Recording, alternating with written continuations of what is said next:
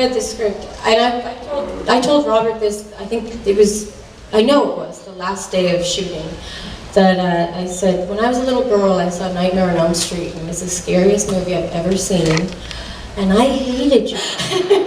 And I said, even when we were on set, and I saw you getting your makeup put on every day, and I knew it was prosthetics, and I knew it wasn't real, I still hated you, and I was still scared of you, and I'm only telling you this because it's the last day, and I know that I'll be on a flight in a couple of hours, and I'll be out of here. But anyway, yeah, I remember getting the script, and just because of those reasons, being too afraid to even read it, because I knew Freddy Krueger was one of the stars, and I knew that they had interest in me for the lead, for Laurie. And so I had to read it, and I couldn't sleep for about a week or two after having read it. And when I auditioned for Ronnie, I think it was a scene with my father at the top of the staircase where I'm talking about Weston Hills and how my boyfriend Will had been away there and all this stuff that I didn't know. Long story short, I did this whole scene, and I thought I was pretty good. But Ronnie didn't care much about that, and he just was like, okay, good, whatever. Here's what I want you to do. Scream as loud as you can for as long as you possibly can. And I said, that's it? And he was like, yes. And so I did. And then I basically was cast out of the room just because I had a good scream, I suppose. And that's my story. I thought maybe I should educate myself and watch a Freddy Krueger movie. Because I am a giant chicken, and up until that point I'd managed to avoid all Freddy and Jason movies. So I watched my first Freddy movie on set of Freddy vs. Jason going, holy fuck. Now I have to go outside and run around an abandoned mental institution. And that's what happened. I actually had auditioned for the role like 4 or 5 times. I came back, and then they checked my availability for the dates, and then I didn't hear from him for weeks. And then coming to know Ken, he had told me that he came in for the stunt coordinator job, and Ronnie took one look at him and said, dude, you're a perfect Jason. And then I come to find out that he got it, obviously, and then I said, ah, shit, man, I'm done. And then when they came back to do a reshoot in LA, because they shot the film in Canada, I'm from LA, Ken's from Canada, they called me up, and I did it. And it was awesome to be a part of it, but I was a big Nightmare on Elm Street fan, so working with Robert Englund was my dream. You know, Jason's iconic, but Freddy was the man to me, so that was cool.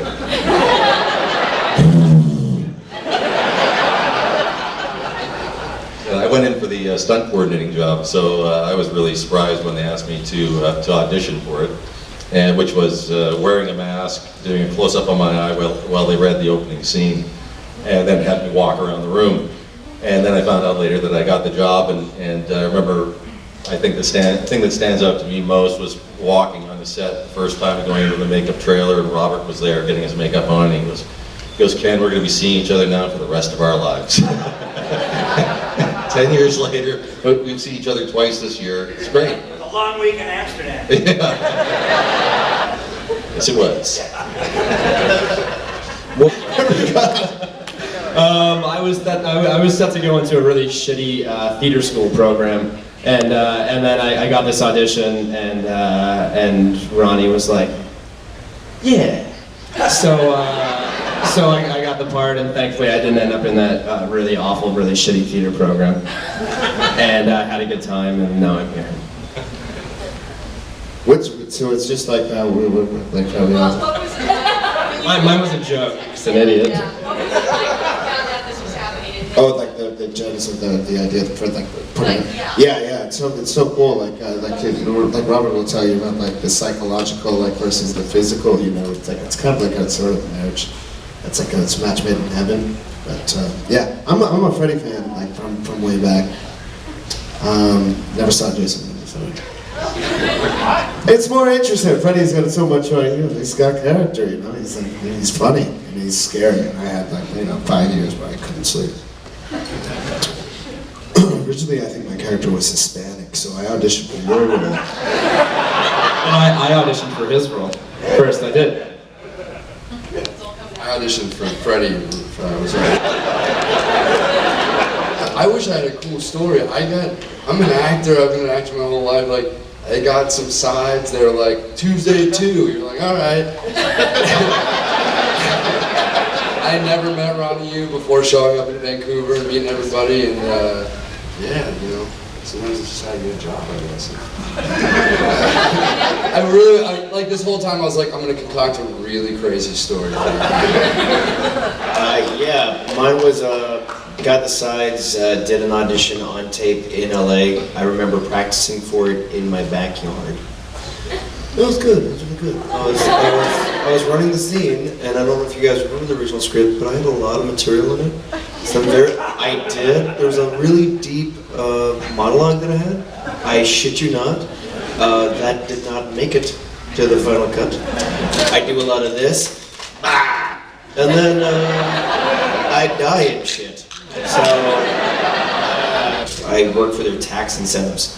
I'm like a ginger charity case. So you can cry for me now. Okay, so everybody, we have a mic right there, and I invite you to ask questions of this wonderful group of people. So step on up if you got a question for the Freddy vs. Jason team. Freddy vs. Jason could be looked at as a high point of each of the respective franchises, and after the movie, you know, each one had a reboot that really didn't reboot anything. So how do you see it after 10 years? How do you look back on it, and where do you, how do you see that the film fits in with the horror genre itself? Wes Craven and Sam Raimi are sort of responsible for the crossover into not only horror and comedy, but sort of the deconstructed horror between Evil Dead and Nightmare on Elm Street Part 7, Wes Craven's New Nightmare, and our friend Jamie Kennedy, who's in the next room here, the Scream films. Wes was really one of the first ones to deconstruct horror and kind of send it back to you guys with like a Valentine. Freddy vs. Jason for me was we wanted to have fun with Part 6, Freddy's Dead. We sort of envisioned it as a Warner Brothers cartoon, and with a little bit, little Chuck Jones edge to it. And I think we were more successful in a more serious way with Freddy vs. Jason. As I said earlier, there's a sense of fun to it. I have to say something now, apart from that question, because I just want to get this off my chest before all the questions start coming fast and furious. This is the 10-year reunion. 10 years ago, I was in a hot tub with Monica, a Navy SEAL, Ken Kersinger, and Jason Ritter between takes in that lake. We had, remember that goddamn lake. We had to work at Crystal Lake in Vancouver. September 14th, you can walk around with your shirt off. September 16th, this curtain comes down, and and there's snowflakes up there, and parts of your body go up inside of you to live. And poor Monica was not allowed a wetsuit, Ronnie had a crush on her. But I just want to say how fun it is for my wife Nancy and I to be at home, because this is a really, really gifted crew sitting next to me. And I'm getting to be an old dog now. I like my leftover Chinese food, and I like my on-demand, and my Netflix. And I love flicking around and seeing Monica Keena breaking hearts in an indie film or on Entourage. And I love finding this beauty next to me, Robin Banks, prime time. And Mr. Brendan Fletcher over here is just bloody, excuse me, effing extraordinary on The Killing. And if you're not all watching him pimp, it's rough out there to be a pimp. If you're not watching him on The Killing, it's great. And of course, Chris Marquette, is on every other show that you have ever seen. And I just want you to know that I feel now that in a kind of postscript view of our project, I realize now more than ever what a really talented group of people were assembled, and whether it was the casting people or Ronnie or serendipity, I think we all kind of have to ride this old dog for a while, because it's really risen. The stock on this movie's really risen in the last couple of years. So next question. What was the craziest thing you guys seen happen on the set? This is for all of you guys. Monica Keena's breast popped out at one point.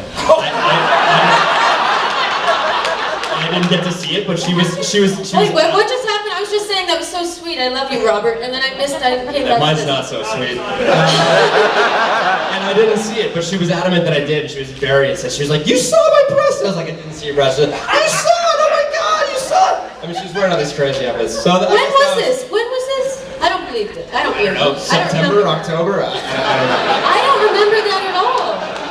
Really? Oh. There you go. Oh, well, okay. Wow. Was it for you? You missed it. Oh, you didn't see it. Well, I have an addendum to that. I'm trying to remember who was. I think Ken was there. Ken and I were both getting makeup on. We'd come in early, and they had been doing all of this fire on the lake. The lake, Crystal Lake, was was catching on fire, and there had been this residue of petroleum on the top of the lake. So Ken and I are in there one day, and I think we both at the Sutton, we both had an Irish whiskey, and we'd driven out to the lake, and they're putting the glue on Ken, and they're putting the glue on me, and we're sitting there shooting the shit, and we hear kaboom! And literally, the petroleum had all pooled and gone under our fake Crystal Lake pier and exploded. And I got to the door with a makeup gal, and there was like a mini mushroom cloud over Vancouver.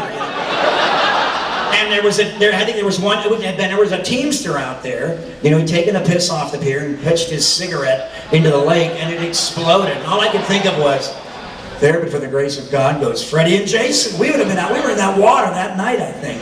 You could just see some Navy SEAL, with a big lighter.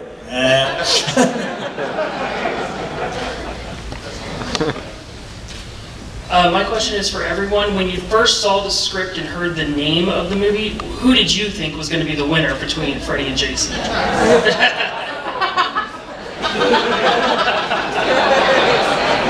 The one with the back end. Freddy. Jason. Freddy. Freddy. Yeah, Freddy. Have any, Good guessing there. have any of you guys ever watched any of the parodies that popped up online, like the 30-second bunnies version of Freddy vs. Jason? Isn't there a porn version out there?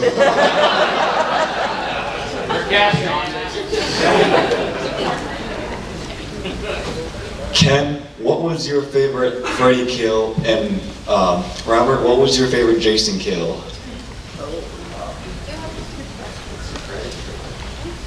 Well, it's kind of a draw, although there's less of me left than there is of Jason. But it wasn't a favorite kill so much as, Ken's, I felt in, really good hands with Ken, because I was an old dog when I made that movie, and I had a lot of stunt injuries, and Ken's a terrific stuntman and stunt coordinator and actor, and so I felt really relaxed. But little me, I'm on this set once, and they've done my side of the scene with all the walls and the building behind me on fire, and I got through it, and I'm like just spritzing inside that latex, that foam latex. But my part's done, so now I'm off camera, and now it's Ken's turn. And there's this forced perspective wall, and they've got all of the little flame bars on the floor, and outside on the back they've got more flame bars, and they've got accelerant everywhere. And Ken gets to pivot really slow, and he pulls out his machete, and he starts this really cool Ken Kersinger, John Wayne walk at me, and he's taking his time, he's having his moment. He's Jason, he's coming at the camera, and I look at Ken, and his shoulders are smoking. And then the top of the mask is smoking. And I'm behind the camera, and I'm going, like, Ken's, he's in it now. Now he's brandishing the machete, taking his time, looking through that mask. And I felt like I kind of called a cut, because a second later, literally, that back wall went up. it had overheated during the last 6 or 7 takes they'd done, and somebody turned up the flame bars outside too high. But I just remember that I just was feeling like, you know, we're not going to lose anybody here. But that we came close to losing Jason for a second there, because we were like 8 takes on my side down, and we were like 3 or 4 on your side. We were getting wigs melting on stunt people, or starting to wilt anyway. It was very, very hot in there. But that sequence, I think, just came out so well. I don't know if you guys remember when I walked out the front door and the thing starts to collapse. Well, that hit me in the head. and then the scene with Robert and I going through, you know, putting him through the window, smooshing him down the wall. I thought that looked great. So yeah, I think that was a great sequence. I want to say to all of you, thank you for actually delivering on a movie everybody waited 20 years to see. Y'all did a fantastic job.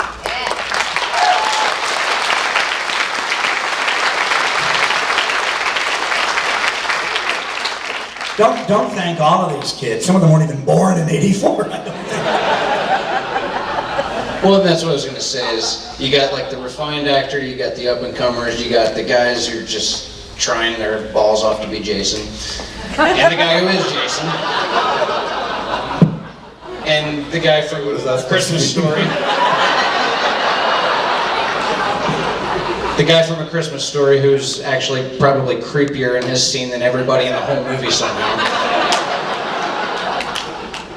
That bathroom scene was sweet.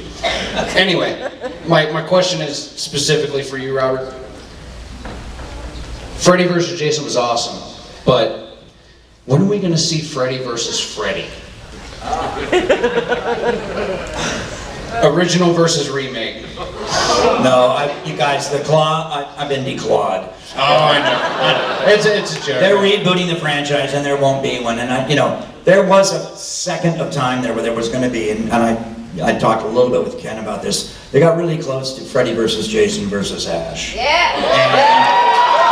And Sam Raimi was the god of Hollywood then after the first Spider-Man. He had more money than anyone, and he thought that Ash should win, which I thought was a terrific idea, because I saw this poster in my mind's eye of we'd send Bruce Campbell to the gym, and he'd do his sit-ups, and then we'd give him one of those 300 Spartan airbrush abs, and Bruce would be standing on the poster and it would say, "Making the world safe from sequels." But as you know, Nightmare on Elm Street is a vastly more successful franchise than Friday the 13th or the Evil Dead films, so they put the kibosh on it at Time Warner and Platinum Dunes and New Line Cinema. It's a damn shame, sir. Yeah, but Bruce, here's the thing. Bruce got Burn Notice, and Bruce had this great hit, for years now, and he's up in Oregon, and I think he's ready to make some really nasty little movies, so I look forward to that. You could always just make a movie together, right? Thank you, guys. I have one comment for Robert and a question. I really love Killer Pad, the movie you directed. Thought it was great. And I was wondering if I could hear from the man himself, in great detail if you could, how horrible the new Nightmare on Elm Street movie was.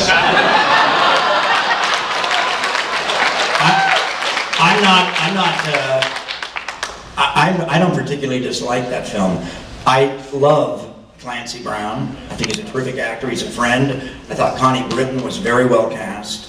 I've been a fan of Jackie Earle Haley's as far back as a film called Breaking Away, that nominated for a British Academy Award.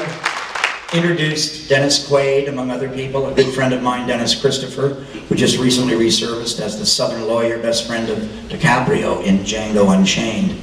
Wonderful young actor, was a young actor back in the day, now we're both old dogs, but Dennis has had a nice recovery here in recent years, and I like that cast. I think that when they did the reshoots on that film, and now you're hearing the gossip, that they stacked the deck against the kids. We get to meet the kids in Freddy vs. Jason and in Nightmare on Elm Street. We meet them and they're, for the most part, untainted by any of the spill of Freddy's curse or Freddy's haunting. In the remake, everybody's sort of polluted by Freddy from the get-go. They're haunted. And so you don't get to invest in them emotionally as much as you do in Freddy versus Jason or as in Nightmare on Elm Street.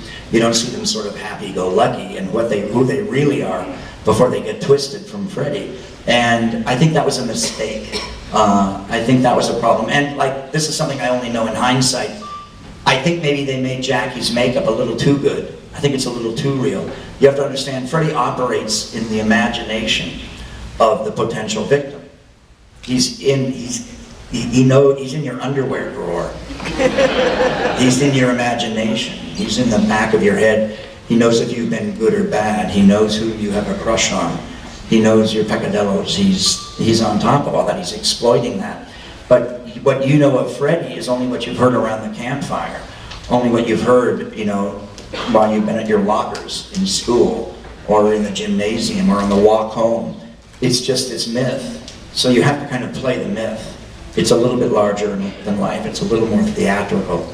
There's a time and a place for that. There's a time and a place to be grounded and real and docudrama style, and there's a time not to be. And I think that Jackie's makeup, perhaps, was a little too good. So that would be a kind of hindsight criticism. But the real reason that movie didn't do as well, I think, is only because we all now have a second, we're all here. It's 10-year anniversary for us. What you must understand is that all the new technology, from cable to video to, we have DVDs, we have box sets, we have Blu-ray, we all have flat screens now. You can watch any of the Nightmare films, and especially Freddy vs. Jason, on a flat screen now, Blu-ray, DVD with the lights turned down, and a whole new generation discovers it. It still looks great.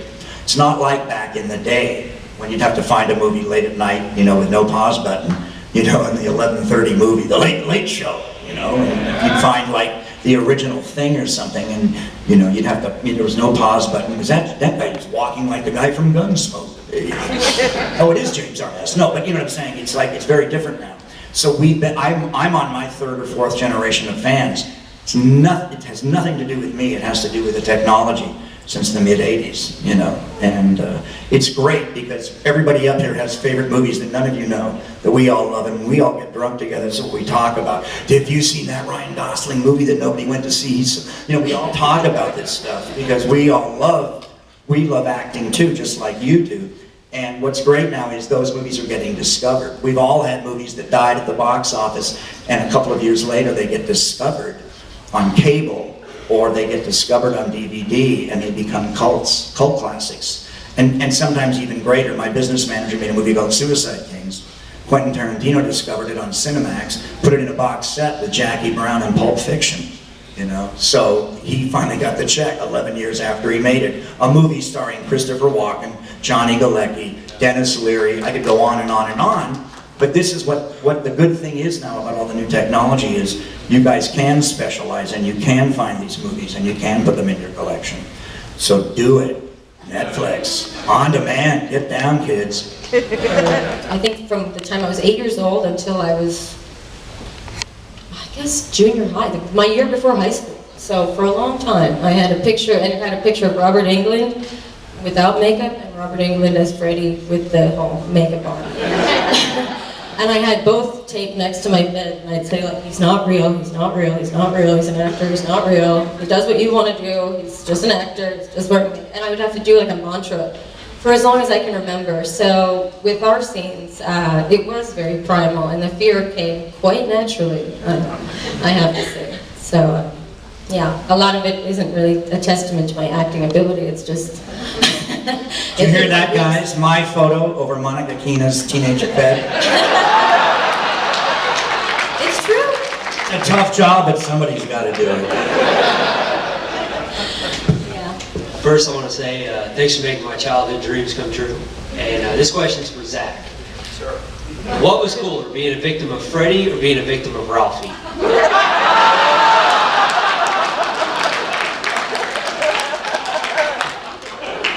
Well, in real life, we know that Ralphie could never take me. I took a dive for cash. So don't push your luck. And doing it with Mr. England was awesome. because he got to teach. You remember that, sir? Like, he probably does. He's done so many of these films, and he met me one day. He was like, "You suck. Talk like this. Walk like this. Do it like that." You taught me the walk. Remember? It was that choreographer who does From All That Jazz. You just what's his name? No, it's a combination between Bob Fosse, which is asymmetrical. Right. And by the way, guess who Michael Jackson was watching all those years? Because he moves exactly like Bob Fosse did in the early 50s. So that's what I love about transfer.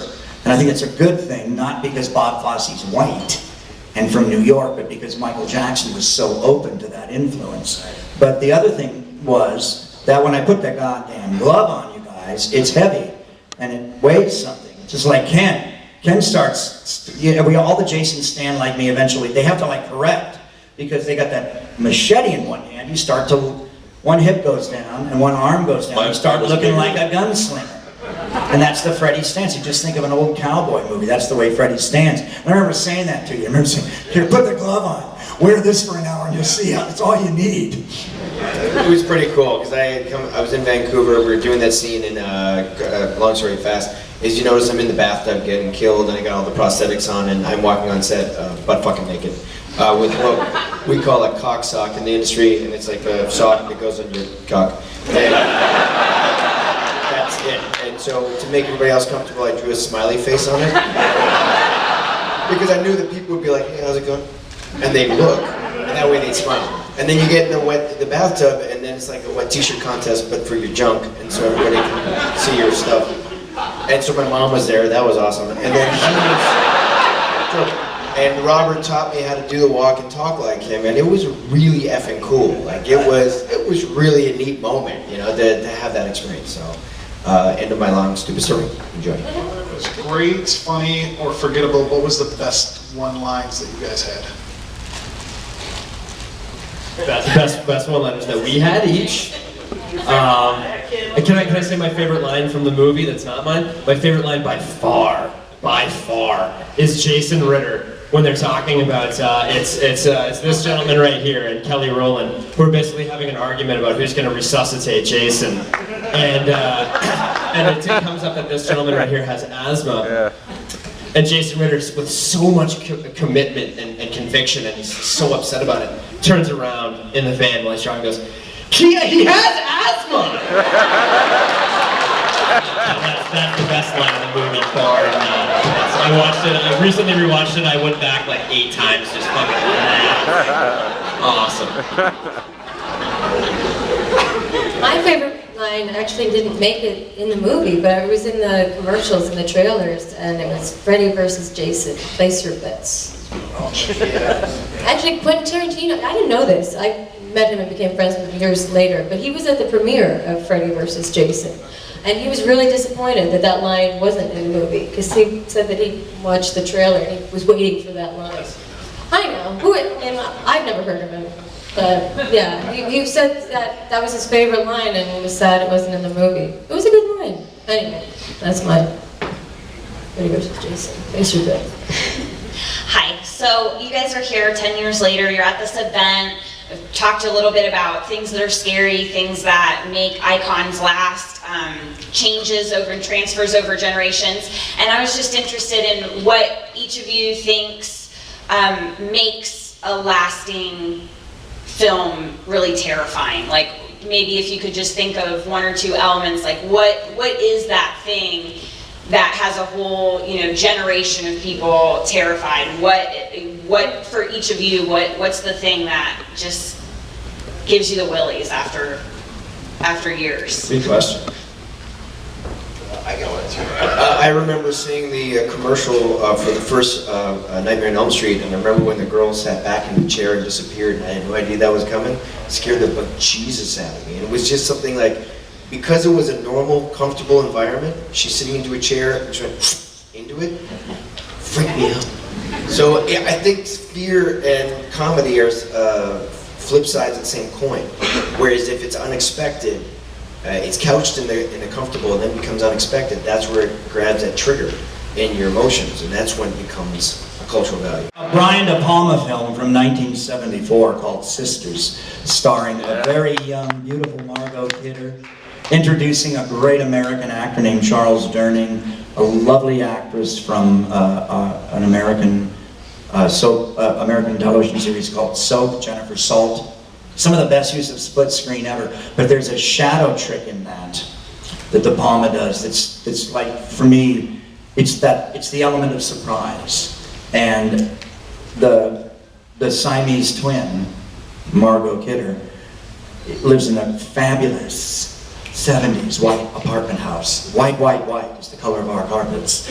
White, white, white is the color of our couches and our coffee tables. But it's a little too white, and then at some point you realize it's an outpatient apartment. That's why it's all white. It's a hospital environment. And she has a lover, gorgeous young African-American man that she's met at a quiz show she's been part of. She invites him back, and things start to go wrong. And she stabs him, and you see the Hitchcock pullback with the knife. And you think you're going to see the knife go into the guy, and you don't. You just see it on her, and you go, whew, I don't have to see that. Then De Palma cuts to the shadow, the knife going in the guy's mouth. Just the shadow. And every time I see it, I jump. And it's that element of surprise, and it's that, the language of cinema says, we've let you off the hook. But then there's that extra beat of surprise. And I love that stuff in films. I love that. And you can find it in non-classic films, too. I'm working now with a guy named Robert Hall, who's the house director on Teen Wolf. And he has some really down and dirty little horror movies, one of which is called Laid to Rest. And he has a sequence in that with a window I can't watch. And not because of the gore, not because of the violence, because of that extra beat that you just don't see coming. So I respond to that. But come on, you guys, things that scare you. I think the things that stick with me for horror movies over the decades are practical effects versus CGI. Because CGI ages very rapidly, and you can tell immediately, even if it was only 2 years ago. Whereas practical effects, if they're done well, look just as good as in the 50s as they do. I mean, they're amazing, and that gets me because it looks so real. It doesn't give me this element of like, oh, that was shitty and done like on a computer in some office somewhere. And so that's what gets me. Anybody else favorite scare? I think that we all imprint at a certain age, you know, when you're a kid and you see Nightmare on Elm Street for the first time, or for me it was, you know, The Exorcist, and you see a movie like that, it just knocks your socks off. You've never seen anything like it before, and that sets the standard for the future scares in your life. All right, next question. How sweet freshman?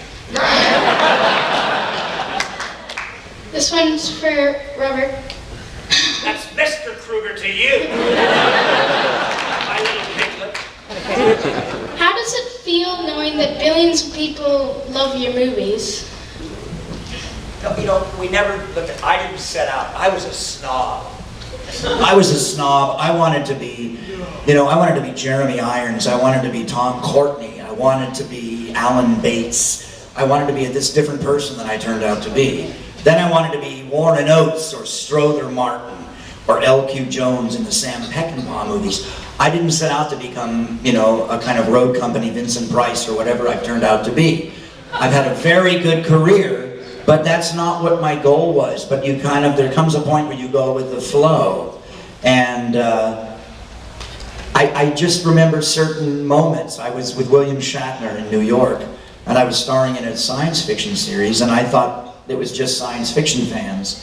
And in the rain outside on 47th Street in the Diamond District, my line turned into a snake of black leather and mohawks and pierced ears and noses and tats and ink.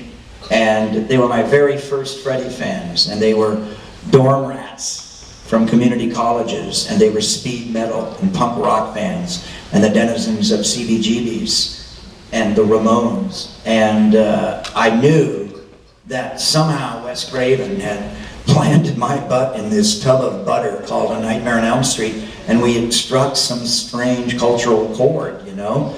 And what happens is now I'm onto a couple of generations of fans, and I think it's now incumbent upon me to kind of respect the fans, to respect your generation and others, and tell you guys that this thing called horror movies or science fiction or fantasy or thrillers is a really interesting liquid language all of its own called cinema, and that we all kind of love it and need it, whether it's Stephen King or whether it's The Walking Dead or whatever our little fix is that we take from it. It really does count for something, and it's replaced the Western, and it's replaced the war movie, and perhaps it's replaced the detective movie. Hasn't replaced the procedural yet, as many of the residual openers on this counter will tell you. We're all getting our Law and Order special utility vehicle checks. But it is a real viable genre now, and I think that's what it means to me, is that the horror movie, the science fiction movie, the fantasy movie, and the thriller are really part of world culture now, and they talk the same language to all cultures, and I'm real proud of that. So thanks for that question. What is everyone's favorite horror movie? Favorite horror film? Deer Hunter. There's this weird, I want to say Korean film, Takeshi Miike made a movie called Audition. Yeah! When that bag moved for the first time, I was off of my bed, outside of my done. It took me a long time to just go watch the rest of it. I guess it's pretty typical, probably. I would say like The Shining, probably. I really liked In the Mouth of Madness. In the Mouth of Madness. I saw Jaws in the theater when I was a kid. I just went cage diving with great white sharks last year. I'm still scared of great white sharks. It's the first horror movie I saw. It's like Ken said, something just implants in your brain when you see your first one. It's Halloween 2. Michael Myers, but Donald Pleasance building the fear of this guy. It was just incredible. My favorite horror movie, like I said, I don't watch many because they terrify me, but I don't know if this counts, but Whatever Happened to Baby Jane? Yeah. Well, then that's my favorite. I love that movie. I know it's not a horror movie, but it is definitely horrific. Apocalypse Now. Well, I want to say some great underground, trendy 70s slasher film, but that's actually not the case. Remember earlier I said I was a snob. I can't help it. It's a toss-up. I love uncut, on the big screen, Polanski's Rosemary's Baby. And every time I see it, John Cassavetes just gets better and better and drops the most strange hints and little anorexic Mia Farrow. God, it's a great film. And I'm not sure, but I think in the dream sequence she gets raped by JFK. Not really sure, but check it out, okay? She has some Catholic guilt. And then the other one is The Innocents with Deborah Carr, black and white, 1961, shot by the same guy that shot Lawrence of Arabia. Deborah Carr, all repressed Victorian, Michael Redgrave, and two little children. Something very bad happened to them with the maid and the gardener. The Innocents. The name of the book, Turn of the Screw. Henry James, check it out. It's really good. There's a prequel with Marlon Brando, where he literally has the maid in the bed with leaves and mud. I'm not sure what it all means, but it's a real interesting double bill with some cold pizza. What do you think of your death? I liked it. I had to do full prosthetics for that, which was a very interesting experience. When I had the face mold made, I was like, have I been in here for 2 minutes or 30 hours? I don't know. I'm in this weird time lapse thing. And then to watch, the whole process of that culminate with, to see everyone's work that had gone into it come to fruition was really cool. And watching yourself get chopped in half is pretty interesting. Thanks. Okay, in the original Nightmare on Elm Street, you know, Freddy is this sadistic madman, boogeyman character, and in later sequels, he becomes what we all call the game show host.